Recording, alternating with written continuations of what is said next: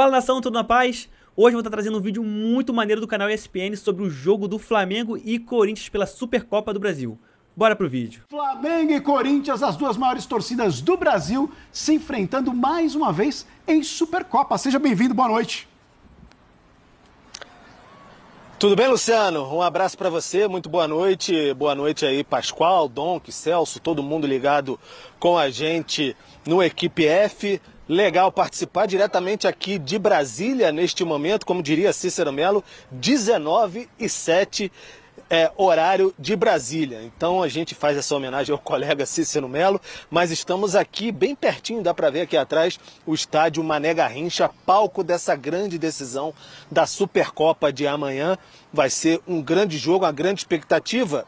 E a gente está com o estádio aqui nas costas, porque ele é muito próximo mesmo do hotel do Flamengo. O Flamengo chegou aqui, deve ter uma horinha mais ou menos, atrasou um pouco do horário previsto, mas uma grande festa, cerca ali de pelo menos uns 200 torcedores, se não for mais, o pessoal estava meio indeciso ali, até perguntei a alguns policiais, mas não sabiam precisar, mas em torno de uns 200 torcedores fizeram bastante festa aqui na chegada do elenco. E claro, aquela expectativa por quem? Por Lucas Paquetá. Era a molecada fazendo passinho, gritando, coro de "Ô Paquetá, cadê você? Eu vim aqui só pra te ver". Ele desceu do ônibus, acenou, deu tchau pra galera e entrou direto para o hotel. Quem teve contato mais próximo ali foram Léo Pereira e o Pedro, que deram mais um abraço ali, tiraram umas fotos com o pessoal, fizeram aquele papel ali de relações públicas que geralmente tem sempre jogador que faz. Então os dois fizeram isso e além do Paquetá, que foi inscrito, regularizado, pode estrear amanhã, o Danilo e o De La Cruz estão entre os relacionados, estão aqui em Brasília, podem fazer o seu primeiro jogo nessa temporada. Danilo, o herói do tetracampeonato ano passado da Libertadores, então uma festa bastante grande da torcida rubro-negra aqui, com fumaça, tudo que tem direito para dar esse apoio para o Flamengo na Supercopa. Parece, Luciano, amigos, que não teve impacto ainda essa sequência de 2 derrotas consecutivas, Fla-Flu no Carioca e a estreia no Campeonato Brasileiro. Mas amanhã vale taça, então é bem diferente como é que a banda toca. O Saul também está por aqui, está entre os 25 relacionados para o jogo, mas para acompanhar mesmo os companheiros. Ele não tem condições de atuar, ele operou o calcanhar esquerdo, voltou essa semana da Espanha, então o Saul vai mais para dar aquela força para a rapaziada. Então o Flamengo preparado, concentrado para essa partida de amanhã, 16 horas, busca o seu 4º título, a sua 4ª taça da Supercopa do Brasil, nessa nova era aí, e teve uma derrota lá atrás para o Corinthians, então vai ser um duelo bem interessante de observar.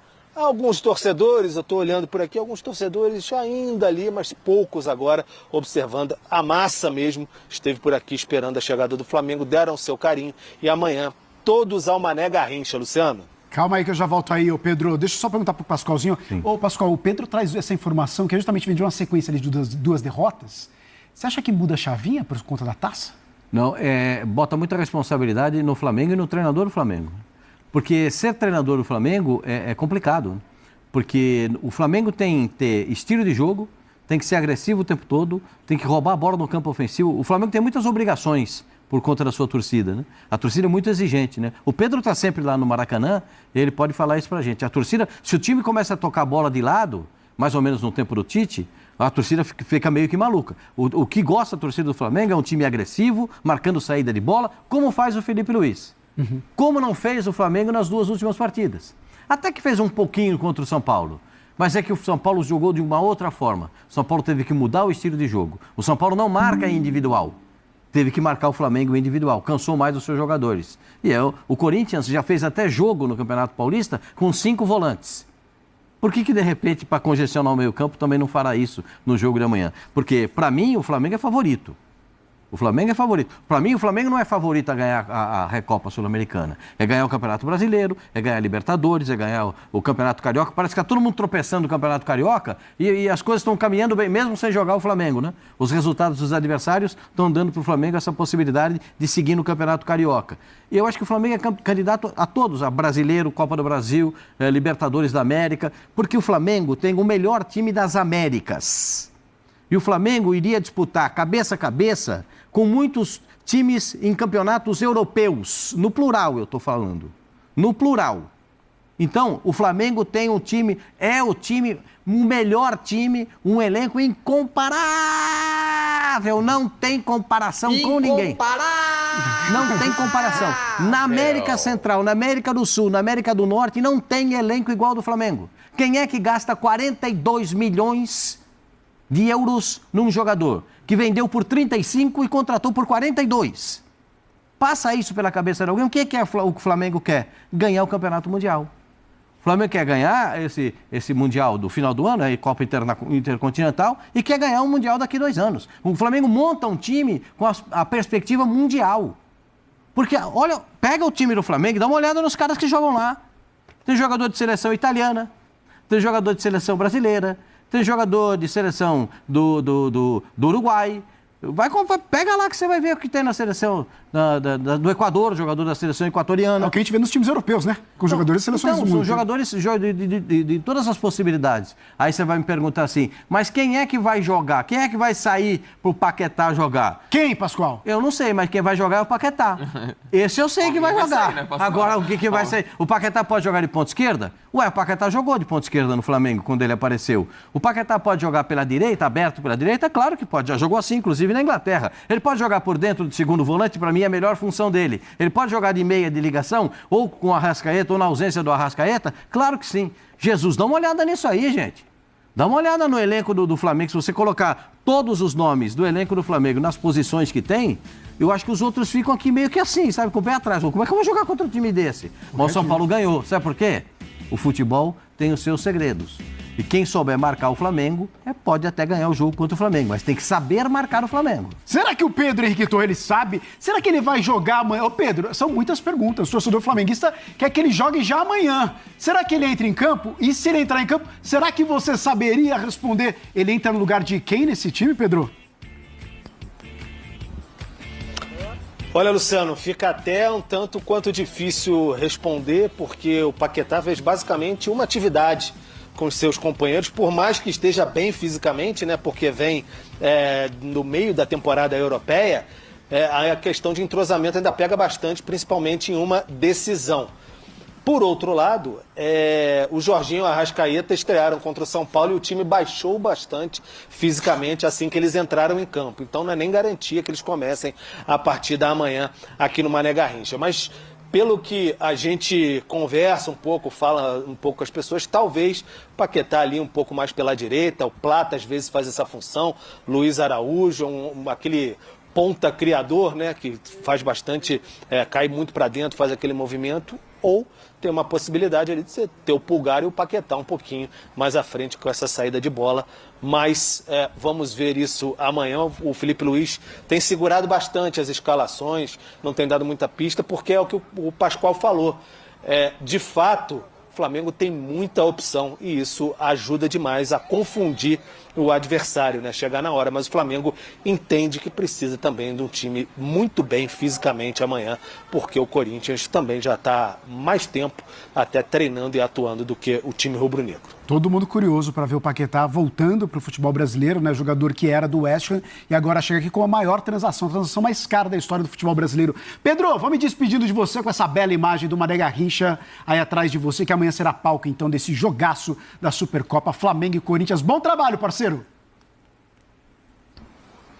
Valeu, gente. Se dependesse da rapaziada por aqui, o Paquetá já começava amanhã sem problema nenhum. Já tinha gente com a camisa 20 dele por aqui, exigindo que jogasse e tudo mais, mas futebol tem que ter aquela racionalidade, então vamos ver amanhã qual vai ser a opção de Felipe Luiz. Um abraço para todo mundo aí, boa sequência de programa. Valeu, Pedro. Mandando um abraço para a galera que está com a gente aqui no YouTube também. Olha só, o Renato Barbosa, o José Marcos dos Santos, o Jardel Alves, inclusive está rolando até uma enquete já perguntando em relação ao Flamengo e Corinthians, quem será que leva esse jogo amanhã e levanta a taça da Supercopa? Qualquer time que o Flamengo enfrenta, pelo lado direito. Aí quem vai, geralmente joga o Plata. Geralmente joga o Plata pela direita, com o Varela fazendo a ultrapassagem, certo? Uhum. Imagino que sim. E se o Lucas Paquetá for entrar, acho que entra também acho que vai entrar por ali. Com dor no coração do Felipe Luiz, porque o Plata é o cara que faz tudo que o Felipe Luiz gosta. tudo que o Felipe Luiz pede para ele faz. Ou Ele até joga o de centroavante, joga de ponto esquerdo, joga de... O Carrascal eu gosto mais. O Carrascal é muito bom jogador. Muito bom jogador. Ele foi contratado para ser o reserva do debochado, né? Mas ele em alguns, nesse início de campeonato, agora esses dois, bom, ele jogou contra o Vasco da Gama muito bem. Sim. Ele não jogou mal contra o Fluminense. Mas eu vejo que o Carrascal está entrando nesse, um jogador colombiano também da seleção da Colômbia, né? Aliás, os caras da Colômbia dizem que ele é um figura, que ele é um jogador figura. Ele faz tudo errado, faz as piadas erradas. Ele é o cara que os caras brincam muito com ele, porque ele é um figura no treinamento. Mas eu acho assim, esse jogo vai passar muito pelo meio-campo. Muito, muito. Pela estrutura, porque o Flamengo pode jogar sem um volante. Um volante de marcação. O Jorginho pode ser o primeiro volante.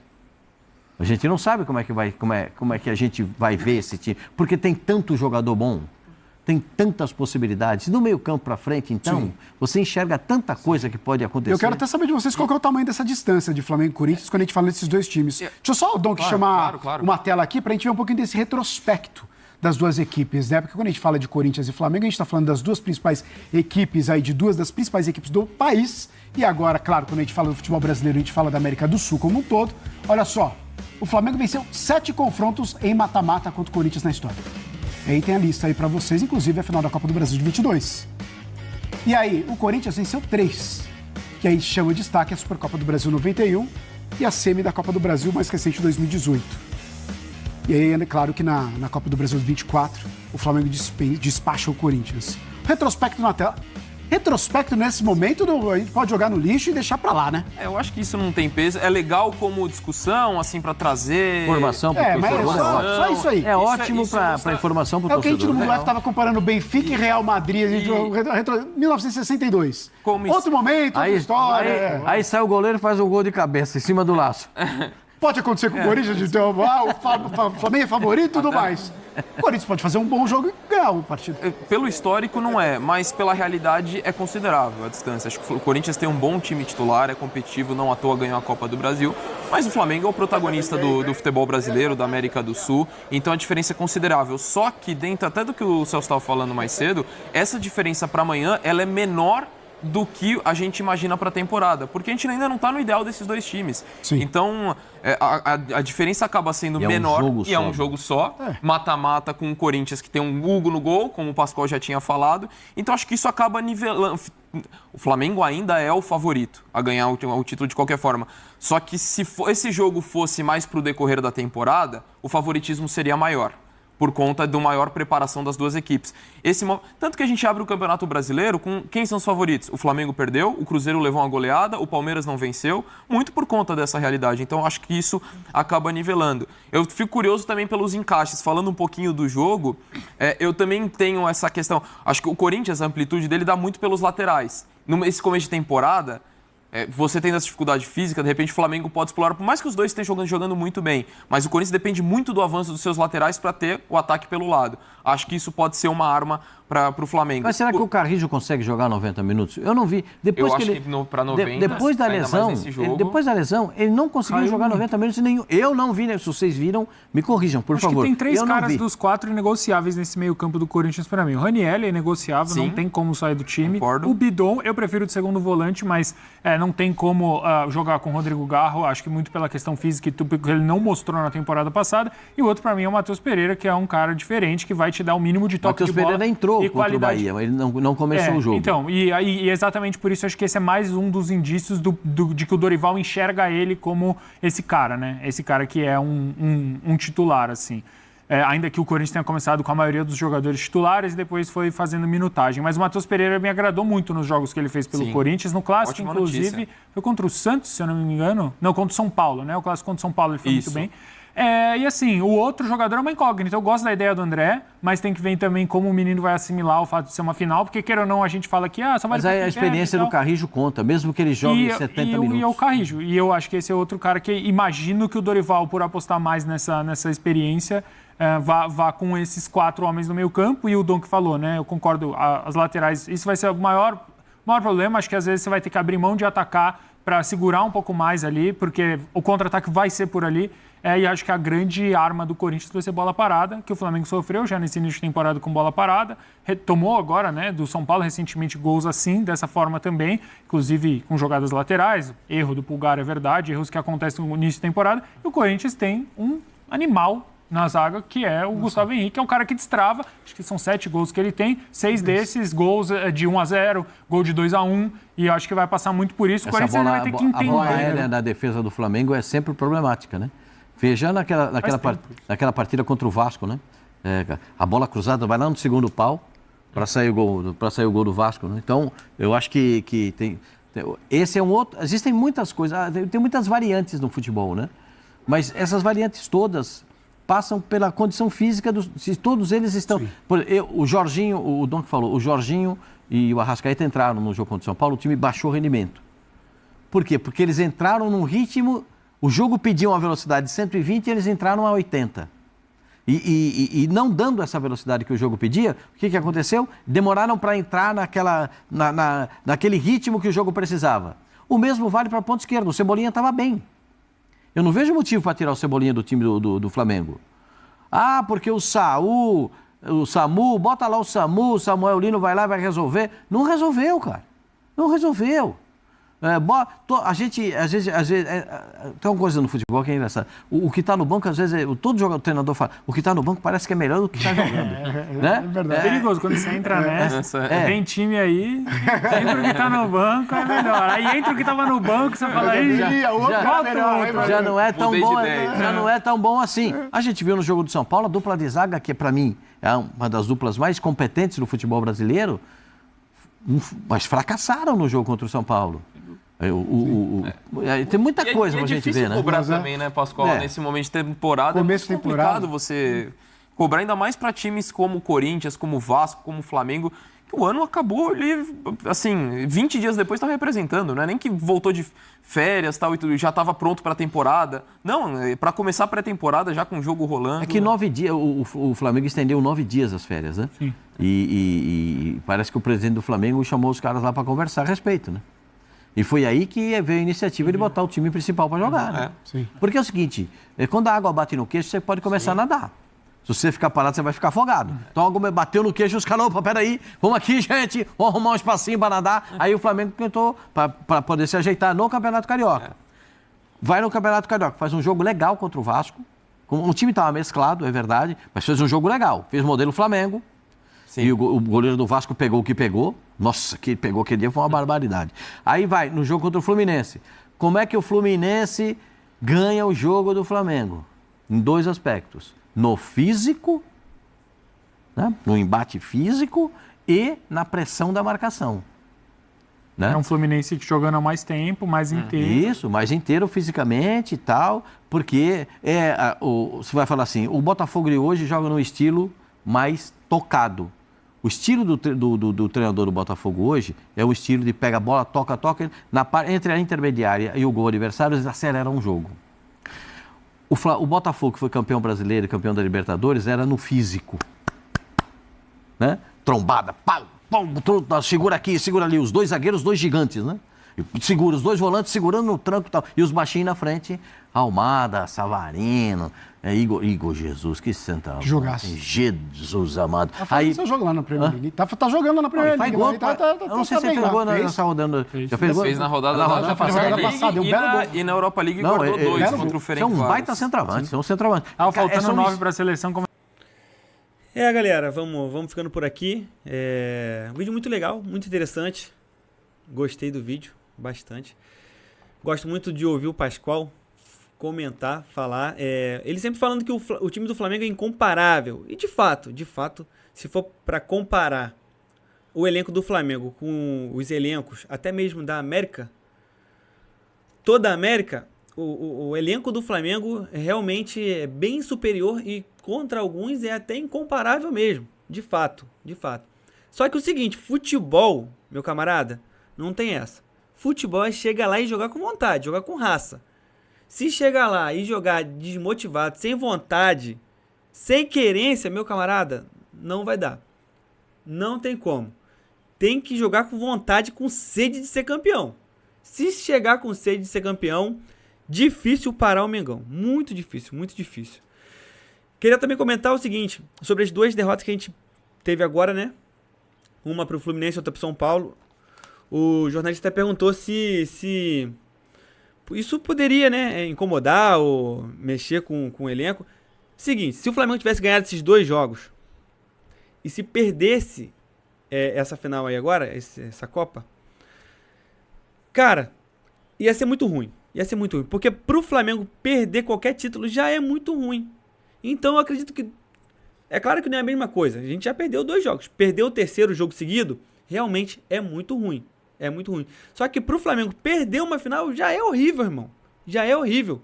Poderia ter ganhado os 2 jogos. Beleza, ganhou os 2 jogos. Perdeu. Pô, meu irmão. Horrível. Ah, tudo bem. Perdeu os 2 jogos aí. Perdeu o 3º.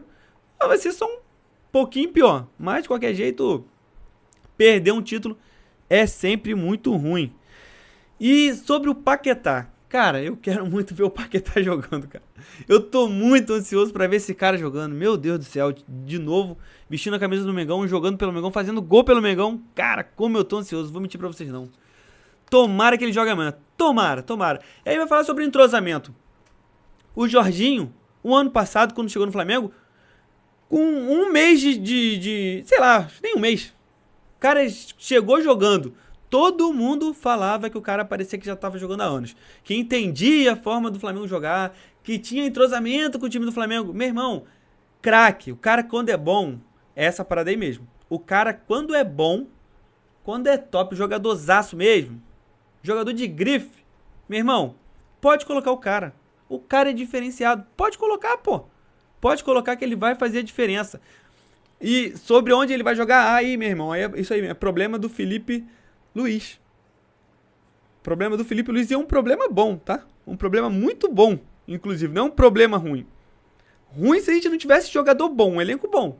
Mas como a gente tem um elenco bom, isso é um problema muito bom para ele resolver. E tomara que ele seja muito feliz nas substituições e na montagem do time amanhã titulado contra o Corinthians, né? Tomara que dê bom, tomara que a gente seja campeão. Tô torcendo muito mesmo, meu Deus do céu, já começar o ano sendo campeão é maravilhoso. E espero que vocês tenham gostado do vídeo. Se gostou, curta, comente, compartilha.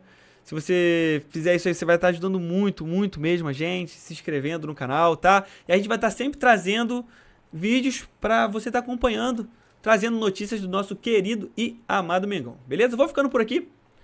Espero vocês no próximo vídeo, beleza? Forte abraço, fiquem com Deus e até a próxima. Valeu!